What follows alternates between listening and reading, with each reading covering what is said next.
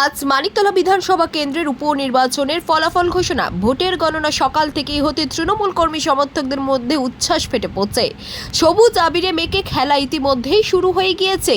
প্রয়াত মন্ত্রী সাধন পাণ্ডের স্ত্রী সুপ্তি পাণ্ডে এবারে তৃণমূল কংগ্রেস প্রার্থী হয়ে দাঁড়িয়েছে, আর তার কন্যাকে নিয়ে উচ্ছ্বাস করছে তৃণমূল কর্মী সমর্থকরা।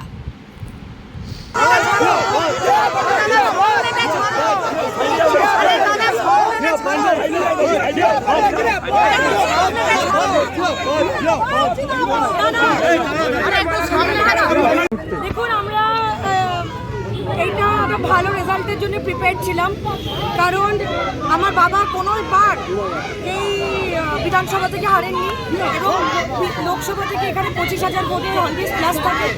এবং আমরা 2.5 বছর 3 বছর বাবা নেই, 16ই জুলাই থেকে আমরা 3 বছর কাজ করেছি এবং কাজের প্রতিফলন মমতা বন্দ্যোপাধ্যায়ের যে নীতি এবং ওনার যে স্ট্র্যাটেজিক যে প্রতিফলন, তার রেজাল্ট এটা এত ভালো।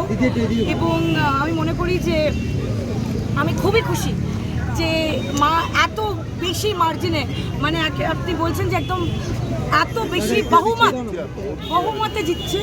এবং আমি মনে করছি যে এটা মানিকতলার one of the highest lead হবে। বরতলায় যখন আমার বাবা ছিলেন, ওখানে 2-3 মুসলিম ওয়ার্ড ছিল, তো 60-70,000 ভোটে যখন সিপিএম আমলে লড়তেন তখন 60,000, 67,000, 63,000 ভোটে জিততেন। মানিকতলার এই রেজাল্টটা অস্বাভাবিক ভালো এবং আমি মনে করি যে আমাদের এই ফলটা ধরে রাখতে হবে, আরও বেশি করে কাজ করতে হবে। এক্ষুনি দেখলাম একটা মালা পরানো, আমার বাবা বলতো মালার একটা জ্বালা হয়, সেই কাজটা যেন কন্টিনিউয়াসলি করে যাওয়া যায় এবং সাধারণ মানুষ যারা বেরিয়ে ভোট দিয়েছে, সাধারণ কর্মীরা যারা এইভাবে আমাদের পাশে, আমি বলবো যে কোনো মানুষ চলে গেলে হয়তো আস্তে আস্তে করে তার সংগঠন এদিক ওদিক হয়ে যায়, কিন্তু আমরা যতই ধরে রাখি তাদেরও আমাদের ধরে রাখতে হবে। একদিক থেকে কেউ ধরে রাখতে পারে না। এটা সবার ক্রেডিট। আমরা চেষ্টা করেছি যে সবাইকে একত্রিত করে এই 3 বছর ফ্যামিলির মতো করে রাখা। আমরা জানতাম যেটা বিশাল ভালো রেজাল্ট হবে, কিন্তু একটা অস্বাভাবিক ভালো রেজাল্ট হয়েছে।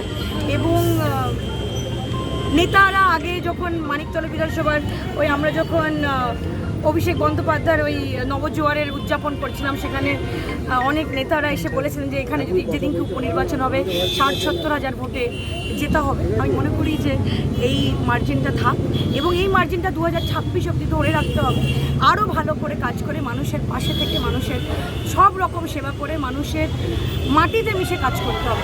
আপনার রাজনীতি, আপনার আওয়াজ, বাংলা খবর।